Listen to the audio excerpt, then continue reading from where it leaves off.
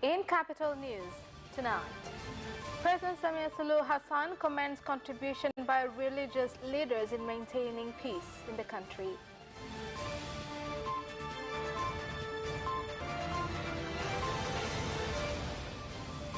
Hundreds of people turn up at Rita Pavilion at the Dar es Salaam International Trade Fair without taking COVID-19 precautions.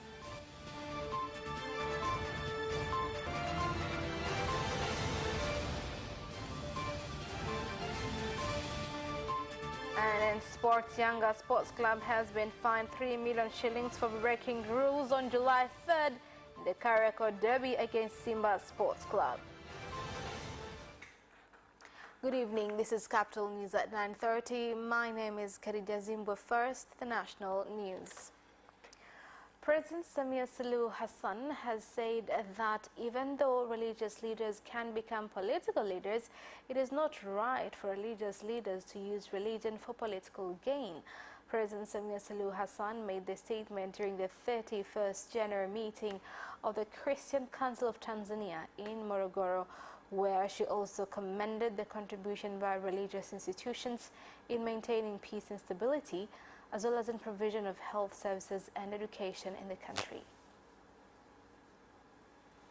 Kama ambavyo nimekuwa nikisema mara nyingi, as I have said many times, religion has played a major role in educating people morally, thus helping to maintain peace and stability in the nations. Let us ask ourselves what it would be like without religion. Religion and politics are things that goes hand in hand, but there are times when they contradict each other. It is not wrong for a religious leader to be a politician, but it is wrong for him to use religion to do politics. So my fellow leaders, let us look at this seriously. Bado kuna viashiria vya ongezeko. There are still indicators of increased pregnancy and child marriage, a problem that makes girls unable to continue their education and achieve their dreams. We call for policy and legal changes that will enable girls to return to the formal education system. When we do not have the capacity to hire internally qualified specialists, we often contact outside church organizations with whom we partner in search of volunteers or professionals. We have been experiencing difficulties from the government granting them work permits and residence permits. Na vibali vya kuishi hawa wamisionari wetu wanapokuja kwa kusudi hilo la kujitolea taalamu wao na kuwahudumia Watanzania. Hundreds of people have turned up at the Registration, Insolvency and Trusteeship Agency Rita Pavilion at the 45th International Dar es Salaam International Trade Fair to access birth certificate services. Many of the visitors at the pavilion were seen not to adhere to COVID-19 prevention guidelines, which include wearing of face masks and social distancing. Mchakato bado ni mgumu sana, kwa sababu toka saa 2 nilipofika mpaka sasa hivi kuna bado mambo mengine, bado sana. The process is still very difficult. With the very difficult environment, the queues are very long. I have fulfilled all the legal criteria. From here, I don't know where I could get my birth certificate. The queue is very long. We would ask them to increase the speed so that we can get the services in time. The offer has happened for us to face during this season of Sabasaba. When a citizen arrives, he gets the eye care. He will test diabetes, pressure, weight, but also he will get nutritional advice and a better lifestyle. Apart from that, there are skin specialists. So when citizens arrive, they get services. They get all the services here. Hapa Mwimbili, lakini vile vile kuna wataalamu wa magonjwa ya afya ya kinywa. Wote mwananchi akifika anapata huduma. Hivyo mimi nawasihi. Now, moving on, Tanzania Petroleum Corporation, TPDC, in collaboration with the Ministry of Energy, have officially launched the compensation payment exercise for residents who have been affected by the Uganda-Tanzania oil pipeline construction project at Sergio village in Nzega district, Tabora region. More than 2.5 billion shillings has been allocated to pay compensation to residents where the oil pipeline will pass through. Kwa taratibu zote, jumla wananchi 391 A total of 391 residents will be paid compensation for paving way for the project. Sergio, 24 people, where 408 million shillings will be used for paying their compensation. Katikati ya mradi huu ni hapa Sergio tuliposimama. Sergio is the center of the project. Despite being compensated, there are a lot of benefits that once the project commences. I call on the contractor and the supervisor to begin constructions of the pipe early.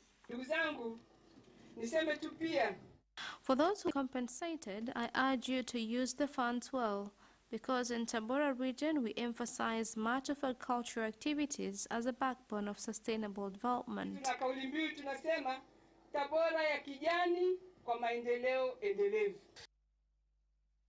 Dar es Salaam Region Commissioner Amos Makala has directed remaining construction at the new Vingunguti abattoir be done day and night so that it can start operations on 1st of August this year.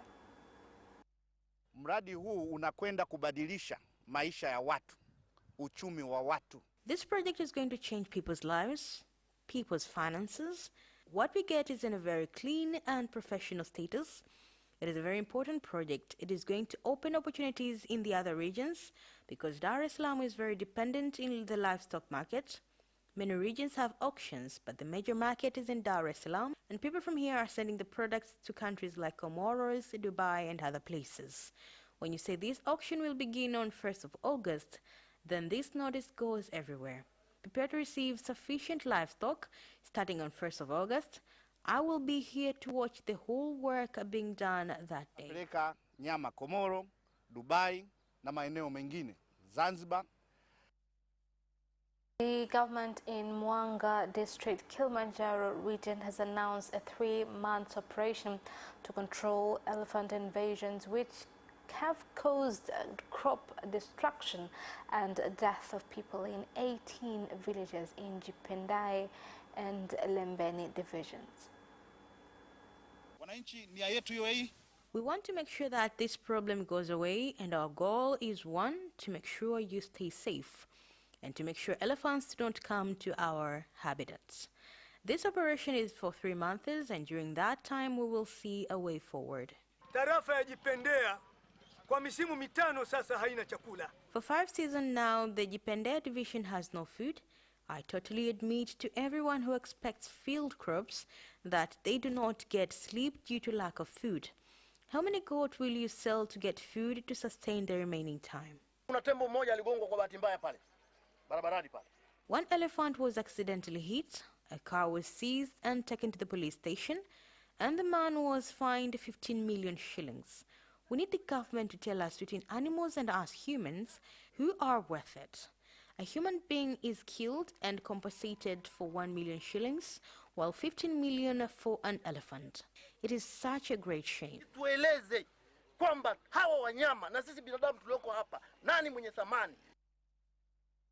And the Minister of State, Vice President's Office for Union and Environment, KILIMANJARO, has issued a 3-month deadline to Reader factory and 6 months deadline to a factory that melts used tires in Kisarawe, Kigamboni District, Dar es Salaam region to correct their wastewater systems.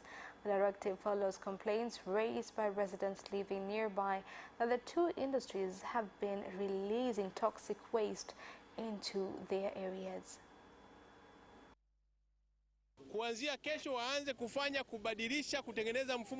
Tomorrow they should begin construction of sewage infrastructure. That is one.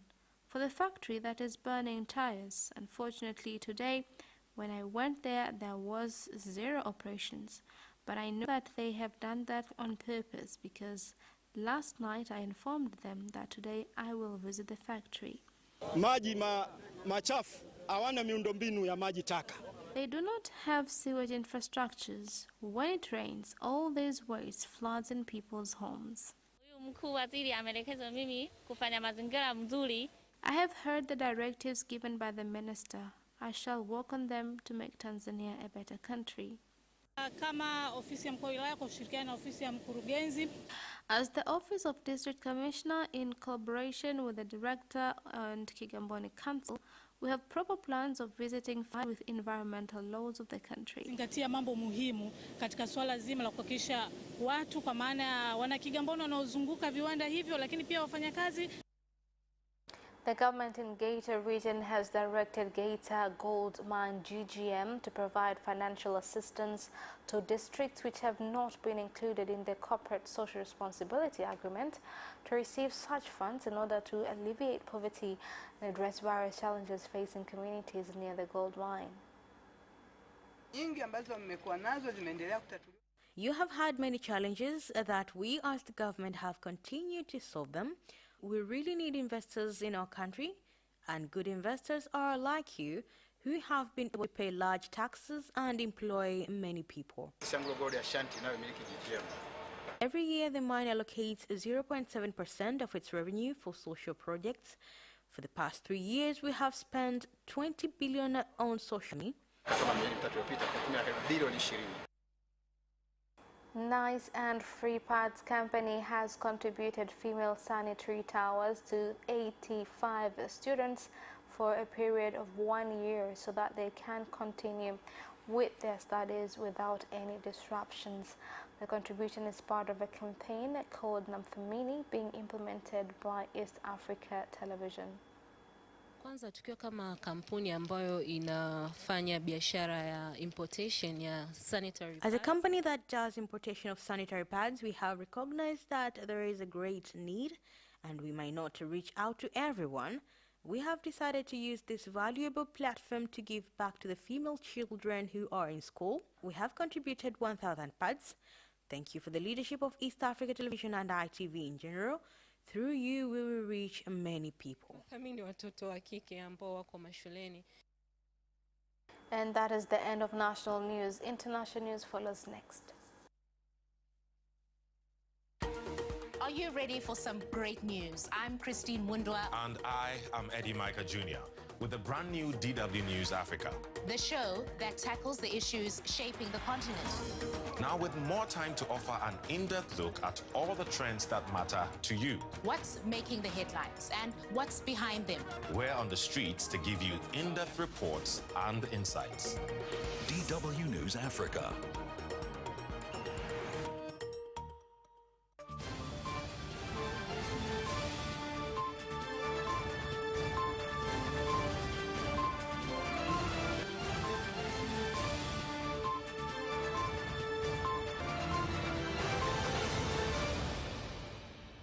Welcome back, and in international news.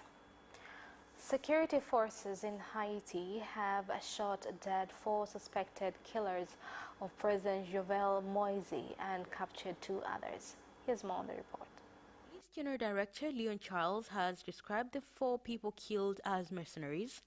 Moise, a former businessman who took office in 2017, was shot dead, and his wife Martine Moise was seriously wounded when heavily armed assassins stormed the couple's home in the hills above Port at around 1 a.m. local time on Wednesday. Moise's wife Martine has been evacuated to treatment. The assassination, which drew condemnation from Washington and neighboring Latin American countries, came amid political unrest, a surge in gang violence, and a growing humanitarian crisis in the poorest nation in the Americas. 7 people were killed and 6 others seriously injured in a road accident that involved 3 vehicles at Nyambari area along the Nairobi-Nakuru Road in Kenya. The vehicles involved were 2 commuter buses known as matatu and a lorry carrying flowers to Jomo Kenyatta International Airport. Kuna Nissan ilikuwa na pepa. Sasa itapepa na itaingia barabara.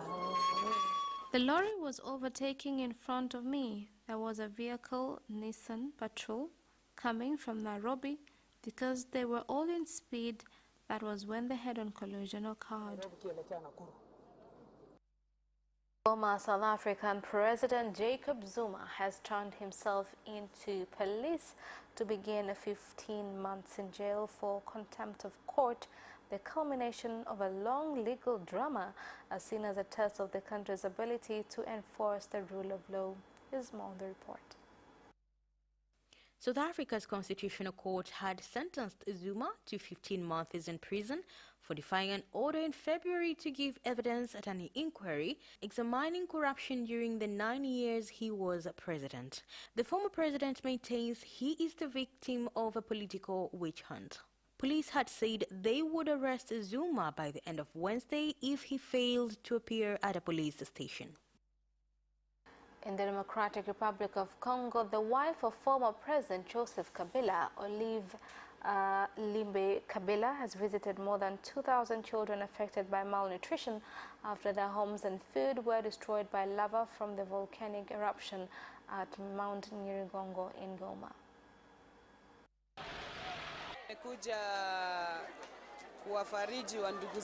We are here to support our brothers and sisters who were affected from the volcano.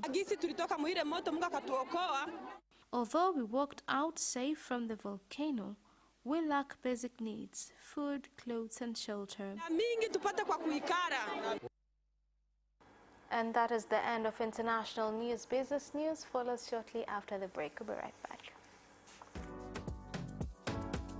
This week on Culinary Delights, we are at Tanzania Tea Collection, just trying to get a sneak peek on what is happening and what's the story behind their blends. This is such a nice blend, Tahira. What is it here?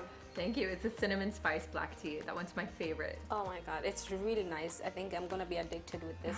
Probably you could take us through the health benefits of having a cup of tea. So black tea and green tea are actually known for having antioxidants. So that's really good for cleansing your body and your different organs. So your liver, your spleen, your stomach, etc. It completely cleanses that. And then the different herbs and spices, each of them have different characteristics. So for example, cinnamon, surprisingly, is really good for your blood circulation. Mint is very good for your digestive system. Of course, ginger, everyone knows, is very good. It's immunizing. Yeah. And so really, it's different herbs, spices, and teas have these different health qualities. on Sunday at 7:30 p.m. only on Capital Television.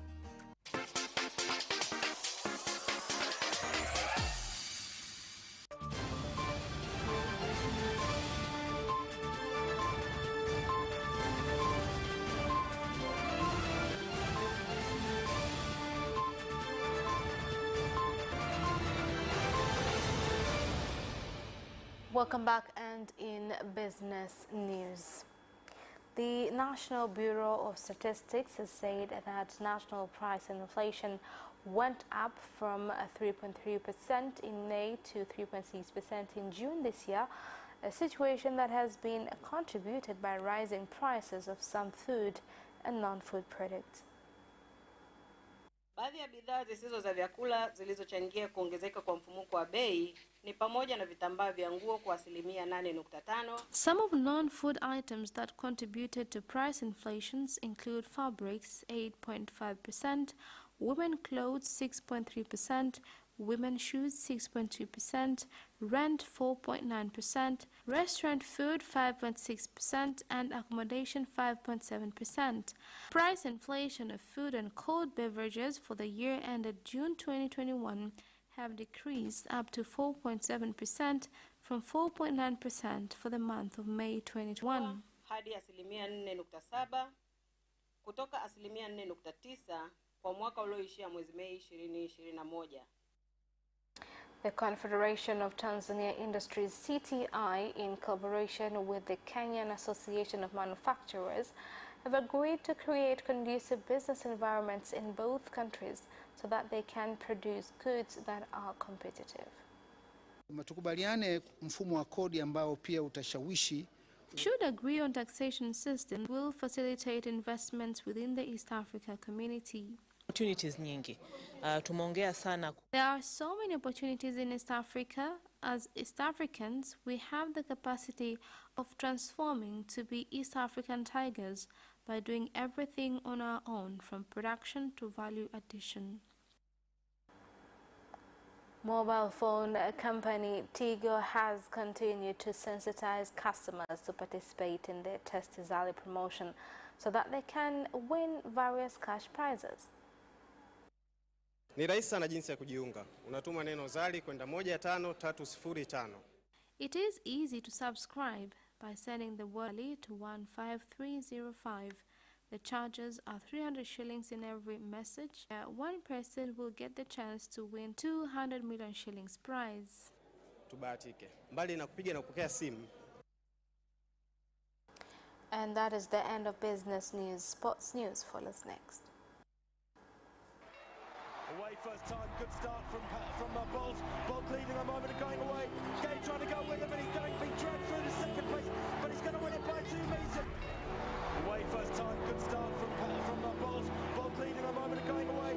Gay trying to go with him, and he's going to be dragged through to second place, but he's going to win it by 2 meters.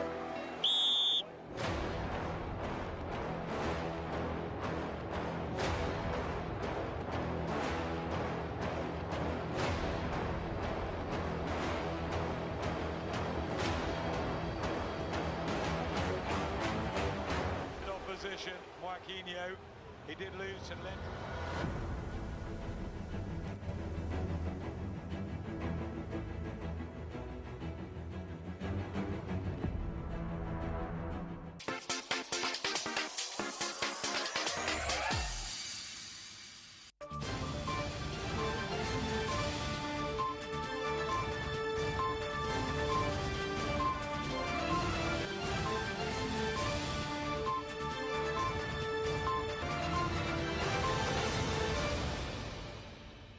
Come back, and in sports news tonight. YANGA Sports Club has been fined 3 million shillings for breaking rules on 3rd July in the Tanzania Mainland League Kariakoo Derby against SIMBA SC. Here's more on the story. The Tanzania Mainland League Board, TPLB, has now written to the 27-time league champions informing them of the fines. YANGA Sports Club have been fined 3 million shillings for using Uhuru Gates to access the Benjamin Mkapa Stadium instead of the designated entrance, using the media center entrance instead of the one reserved for the team, going against the instructions and using Gate B to access the pitch for warm-up, and using the cleaners' room as the changing room and avoiding the dressing room. The team will further pay 850,000 shillings to be used to repair the gates damaged, as well as the padlocks that were spoiled in the process. SIMBA Sports Club are 1 point away from retaining the Mainland Premier League title following a 2-0 win against KMC at Benjamin Mkapa Stadium last night. Here more details. The Msimbazi Giants went into the game seeking a win after their 1-0 defeat against rivals YANGA Sports Club in their Kariakoo Derby, and it took them only 2 minutes to take a deserved lead after Chris Mugalu scored, and he added the second in the 44th minute. Had Simba won the derby, they could have sealed the title then, but it was not the case, and against KMC they needed a win to remain on course. Simba coach Didier Gomes da Rosa opted to stick with the same side that did duty against YANGA, with goalkeeper Aishi Manula starting between the sticks, while the defense revolved around Joshua Nyango, Mohamed Hussein, Pascal Wawa and Shomari Kapombe. Olympic organizers are expected to ban all spectators from the Tokyo Games, the Asahi newspaper has reported, as Japan's Prime Minister declared a state of emergency in the host city. Here's more on the story. If confirmed, the ban on spectators would be the latest blow to the troubled Olympics, delayed by a year because of the pandemic and plagued by a series of setbacks, including massive budget overruns. A formal decision will be reached later on today. Prime Minister Yoshihide Suga said Tokyo's fourth state of emergency will begin on Monday, 11 days before the Games open, and end on 22nd of August, 2 days before the start of the Paralympics. Tokyo reported 920 new infections on Wednesday. That compares with 714 last Wednesday and is the highest total since 1,010 were reported on 13th of May. Paris Saint-Germain have signed Sergio Ramos on a free transfer after he left Real Madrid, the Ligue 1 side have announced. Here's on the story. Ramos left Madrid last month after failing to reach an agreement to extend his 16-year stay. He helped Real win 4 Champions League titles and 5 La Liga trophies. The 35-year-old, who has signed a 2-year contract, joins PSG after they finished second last season behind champions Lille in League One and were knocked out in the Champions League semi-finals by Manchester City.